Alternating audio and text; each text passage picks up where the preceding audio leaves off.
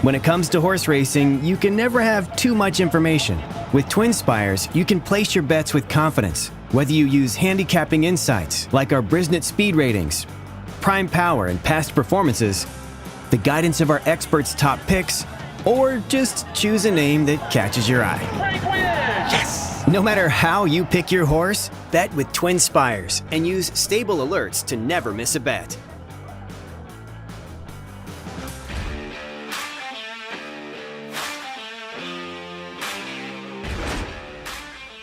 Welcome back to the TwinSpires Jury. I'm Ashley Anderson here with James Scully and Nick Tammaro is filling in for Darren, who has a new nickname, Disney Darren. He was ambushed by pirates in Disney World, but he's on his way back. Nick, thank you for joining. I know you're very busy. Keeneland is opening tomorrow. You're the morning line maker for Keeneland Spring Meet, track announcer, Houston Astros fan.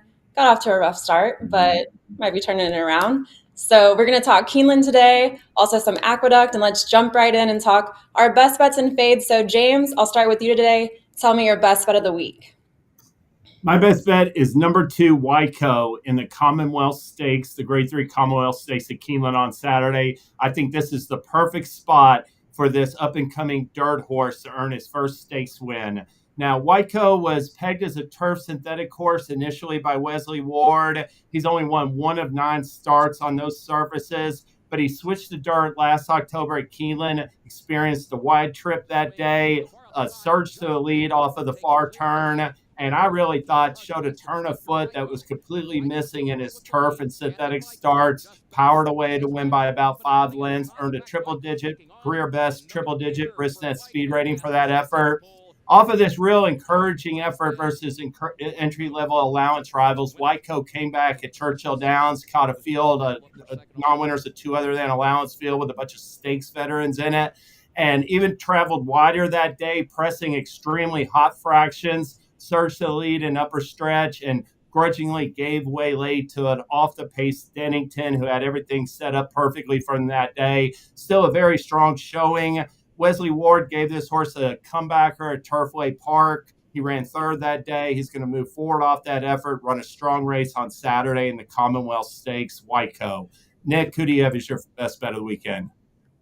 Yeah, I love that pick, James. I went to the Bayshore at Aqueduct, which goes as race 9 on Saturday afternoon, and I'm going to take the 1 Mission Beach for Brittany Russell with her husband Sheldon Russell riding. This one is 8-1 on the morning line. I thought this was a pretty attractive price. I'm kind of a sucker for cutbacks. I like horses shortening up to sprints off of routes, and I thought the Withers was maybe a better effort for this colt than it looks. He didn't break all that great. You'll see him there as the 7 getting out of the gate somewhat slowly, and then he ends up at various points during this race a little wide. He was inside early. This was a day where you did want to save ground, but I thought when the real running started here, he did get off the inside, and he just kind of spun his wheels late. He's now coming back off a layoff in a spot where he can sit back and make one run. I think there's some suspect speed that's going to set the table for him, and I felt like he'd be a good price and a horse who could be making up ground in the late stages. I'll take that 8-1 all day long, hoping that Mission Beach can have a few things break his way this time around, going the 7 furlongs. I don't blame you with that price. I like it. I'm going to take it over to Keeneland to talk the big race, the Bluegrass Stakes. Now, I might be getting a little cute here with my pick because Sierra Leone is my top Kentucky Derby contender, and he's in this field, but I'm going with Just a Touch at 7-2, a Brad Cox runner. And it's kind of a gut instinct feeling here that I had with Catching Freedom, who just won for Brad Cox in the Louisiana Derby.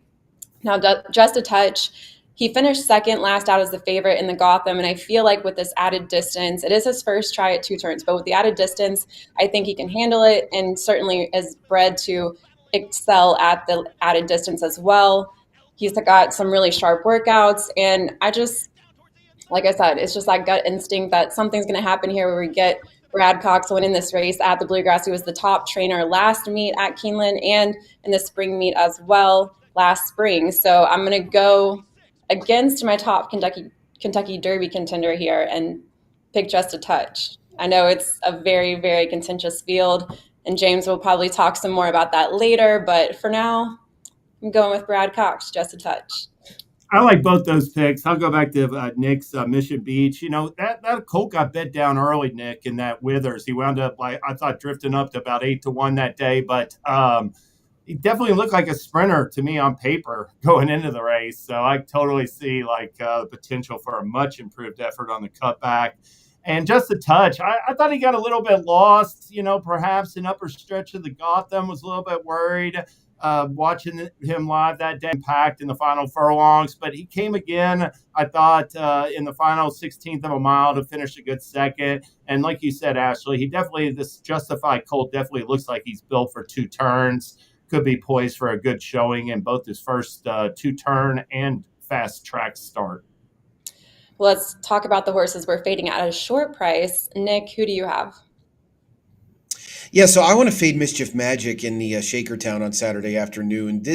One of the things we're going to see over the course of the first few days at Keeneland is we've got some runners coming over for Charlie Appleby, and of course he needs no introduction to an American racing audience, as we've seen him have a tremendous amount of success over the years, winning back-to-back runnings of the Breeders' Cup Mile and a number of other Breeders' Cup races, including the Juvenile Turf Sprint, I should say, with Mischief Magic back in 2022. My thought on Mischief Magic is that, taking that race itself, and of course he's run since then, but he got an enormous pace to run at that day. I don't like the opportunity for an off-the-pace horse this early in the year on the Keeneland Turf Course, and I'd prefer one that's going to be a little bit more forwardly placed. There are some horses in here that are going to have some speed that can really get the jump on him, and 5.5 is a distance at which he's really going to have to hustle to get there. So I'll go ahead and fade Mischief Magic this time around. I think it's great. I mean, I think it's a big boost for Keeneland to get this Charlie Appleby stable, group of horses stable in Keeneland this April meet. I agree, though. His horses have the enormous – they're just going to be overbet. I mean, he won 3 races in the Breeders' Cup of 2022 at Keeneland. Everybody knows him and, the international success and success he's had in America over the last 3 seasons. So – I could definitely see that pick with Mischief Magic. And I'm going to fade number 10, Pounce, in the Appalachian Stakes at Keeneland on Saturday. Pounce is a filly that in her second career start came at Turfway Park in December. She was unplaced that day, went to Gulfstream Park, led wire to wire to maiden win, and then rallied from off the pace to win the Grade 3 Here Comes the McBride Stakes in her last start. I don't think that was a very strong field. And Here Comes the Bride Stakes. The favorite that day, the even money 6-5 favorite, Azara. She had gotten drilled in the Chelsea Park by Living Magic, who's 30-1 in this field. I think there's several rivals that weren't competing in that Gulfstream Park Stakes in this Appalachian Stakes that have a chance to run better than Pounce. She also drew a tough outside post. And I'm going to play against her at expected short odds in the Appalachian, Ashley. Yeah, there's a few runners I like from the Florida Oaks in this race. And then I also think the Sherry DeVoe runner is really interesting in this spot as well. Well, I'm going to stick with Keeneland as well and talk about number 3, Running Bee at 8-5. No offense, Nick, but I don't like the 8-5 price on this horse in race 11. It's a 1 1/16 mile allowance for 4-year-olds and up. It's the final race on Keeneland's Saturday card. And Running Bee is an English Channel 5-year-old who had the lead in the stretch in the Tampa Bay Stakes at today's distance, got caught and ultimately finished a half-length second. 2 back, he weakened an upper stretch in the Fort Lauderdale to finish 8th by 5 lengths, and he's 1 for 3 at the distance. He seems to need the lead, and he did win in 8-to-wire fashion at Keeneland, racing 1 1/8 of a mile. But I see some other early speed-type runners in this field that he's going to get pushed. We might see a late runner like Masterpiece win this race. I also like Dominican Pioneer, who had triple-digit E1 and E2 ratings last out. The credit's interesting as well. So I'm fading Running Bee at 8-5. It's too short of a price for me, in my opinion. What do you think, Nick? You made the morning line. Hey, no argument from me. I try and make the prices, and sometimes with success, sometimes not. But no endorsement of him at 8-5 from me, no, for sure. So I'm totally on board with trying to fade a favorite at a short price without question. I thought the public would really latch on to him dropping out of the stakes race, but I think you made a compelling case for him from a pace perspective that makes it at least seem like things could be a little bit tougher than what initially meets the eye. So no, I'm all for that. Let's beat as many favorites as we can.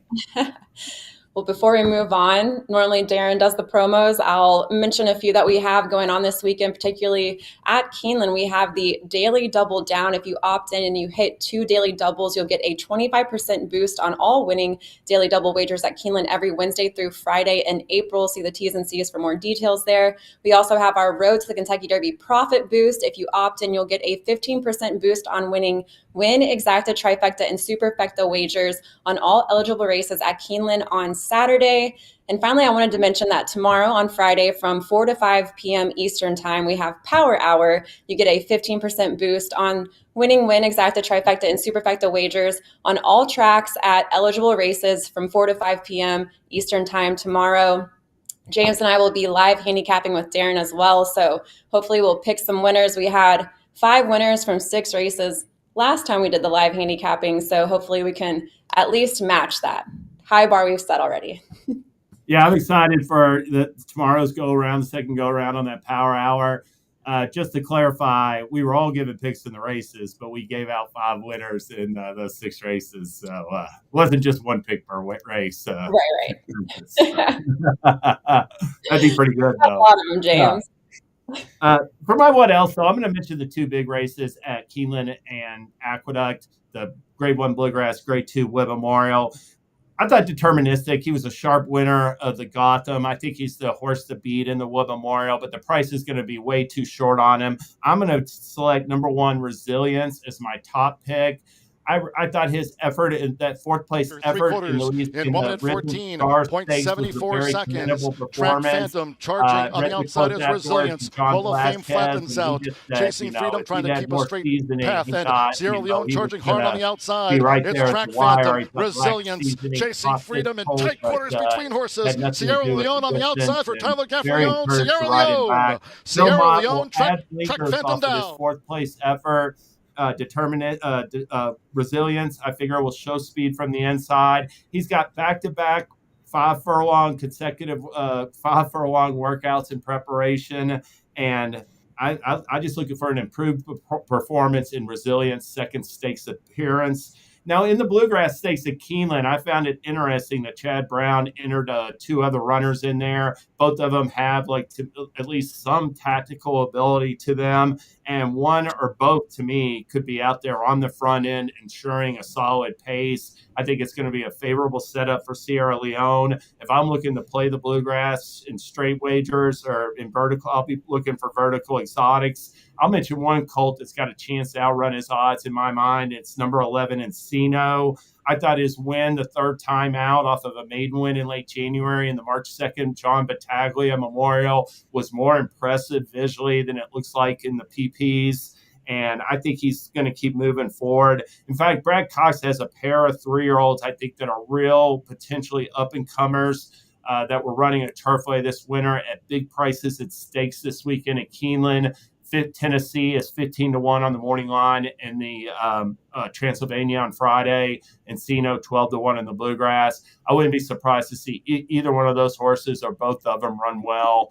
So those are my thoughts on the big races. Nick, what do you got for us? Yeah, you brought up the Wood Memorial. I wanted to talk a little bit about that. Just a really fascinating group.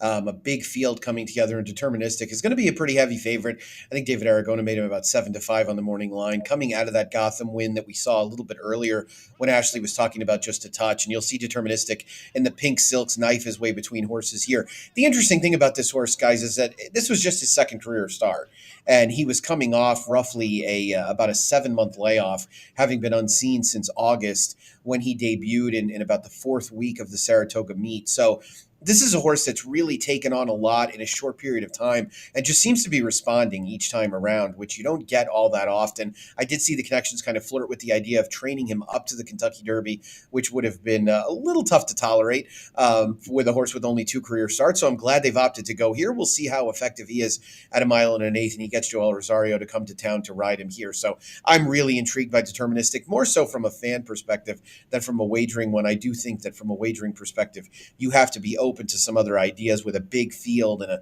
a pace scenario and distance that Deterministic has likely not seen yet. But he is definitely one that I want to take a note in terms of watching and seeing how things shake out for him in the Wood Memorial.